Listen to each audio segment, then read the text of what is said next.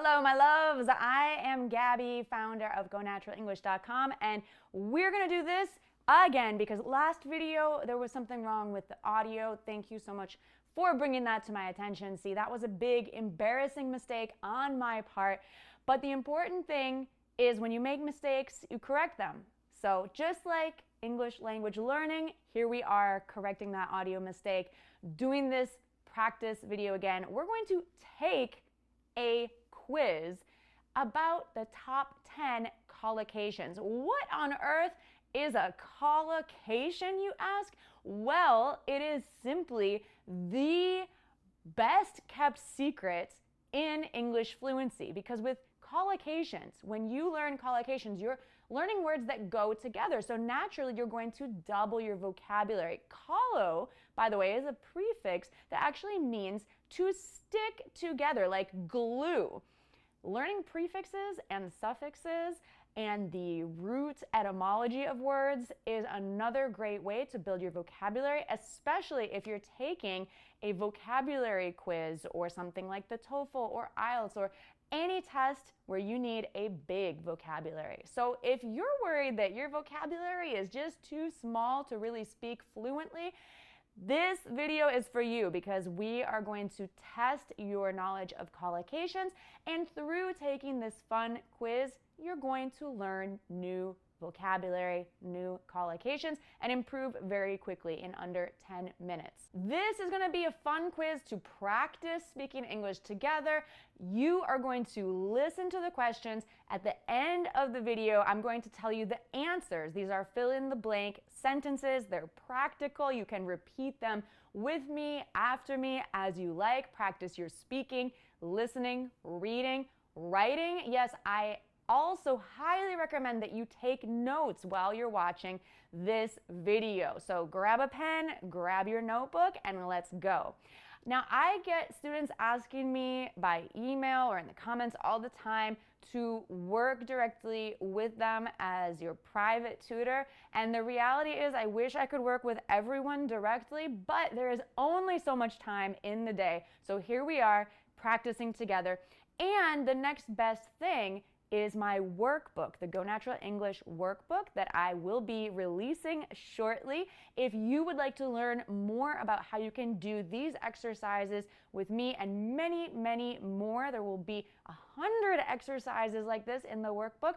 Go to the link in the description or in the comments. It's gonaturalenglish.com/workbook. Very easy to find. Everyone wants to know if they are truly fluent, and a quiz is a good way to check that. And this is not a comprehensive quiz. This is a 10-question quick quiz just to give you a rough idea of where your English is and where you might want to improve. So congratulate yourself for the ones you get right, and then revisit the ones that you did not get correct and see what you can learn. Now let's start with a warm-up. I want you to read along with me. Here at Go Natural English, we know that we are 100% able to speak English fluently. It just takes commitment, practice, dedication, showing up and doing the work. Learning English can be a fun journey that we can help each other with. Making mistakes is okay as long as I work on improving them. Okay, very good. So let's jump in to our fill-in-the-blanks quiz. And again, I'm going to tell you all the answers at the end. Although I'm very health conscious and don't normally eat food, when I have a very busy day or need to drive long distances, then I will stop for something quick and convenient. The last trip I went on was a 6-hour-long drive from Kansas City to Minneapolis. Sometimes it's really hard to a decision, but it's even worse to be undecided. On the first day of class, your teacher may break to help you get to know your classmates. Before making an important decision, be sure to take at all the information available to you.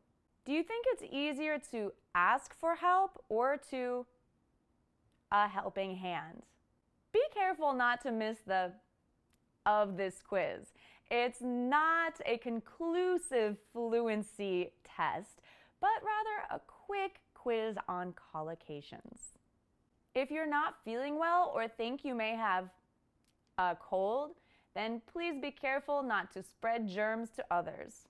Pay to the details, because the devil's in the details, as they say, and learning the details of advanced English fluency will help you speak English better. You need to keep practicing and improving to speak English better and better each day. Bonus!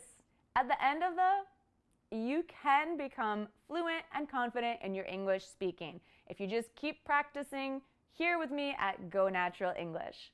Are you ready? Let's take a look at the answers to these 10 and actually bonus 11 quiz questions, and tell me how you did. Were these difficult? Were they helpful? Did you learn anything new? Did you get them all correct? Can you think of more examples of collocations? Because there are so many. Remember, collocations are words that often go together. They could be a noun and a noun and a verb, or some other combination I haven't thought of just now, but they are basically words that you often see together, like salt and pepper.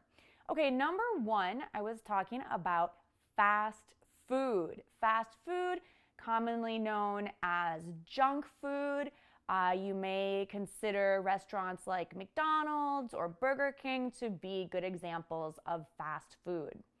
Next, road trip. If you're driving a long distance, we call it a road trip. And usually a road trip is for a vacation or some kind of travel, not just commuting from home to work or something like that. It's hard to make a decision. Make a decision. We always say make a decision, not do or take or something else. Break the ice, or to do icebreakers. Take a look. Take a look at all the information. Take a look at your dictionary. Take a look at someone or something. Next, give a helping hand or lend a helping hand. Don't miss the point of this quiz. Don't miss the point or the main idea, the objective. To catch a cold, or if you think you may have caught a cold. Caught is that past participle of to catch. So to catch a cold, or I have caught a cold, if we're talking about the present perfect tense. So this is not a grammar video, so I'm not going to go into the present perfect, but I have a great video on that tense. If you want to watch it, I'll link to it. Pay attention. Very common collocation. Pay attention to something or to someone or to me. Pay attention to me. In a nutshell means in summary, in a nutshell. And at the end of the day is also a phrase commonly used to say in summary or in conclusion. At the end of the day, wrapping things up, what really matters is blah, blah, blah, blah, blah. Okay, what did you think of these collocations? Have you heard them before? Are they familiar? Are they new? I'm very curious to find out. So please leave me comments below. Let me know what you think and how you did on this quiz. And of course, I hope the audio is much better. Now, if you would like to learn more with these kinds of exercises, check out the Go Natural English workbook at gonaturalenglish.com/workbook. And you can get all these quizzes and more. There's over 100 quizzes that are part of the workbook, and you can drastically improve your English fluency when you're practicing on a consistent basis using my workbook. So again, gonaturalenglish.com/workbook. I will see you there. Mwah! Bye for now.